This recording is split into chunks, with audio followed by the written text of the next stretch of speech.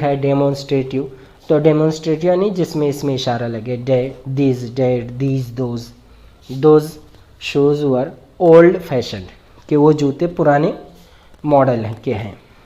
These shoes are much better, ये जूते बहुत बेहतर हैं। Possessive adjective pronominal possessive adjective क्या है, वो यही है, my, your, his, her, its और देयर, यानी इजाफी, ज़मीर इजाफी जिसमें लगे। Their cat likes to sleep on the floor, कि उनकी बिल्ली ऐसे लग रहा है जैसे फ्लोर पर सो रही है। एक वो डिस्ट्रीब्यूटिव भी होता है, क्या होता है, डिस्ट्रीब्यूटिव, तो डिस्ट्रीब्यूटिव जो होता है वो क्या होता है, ईच, एवरी, आइदर, नाइदर, ये वाली चीज़ें उसके अंदर आती हैं। तो ये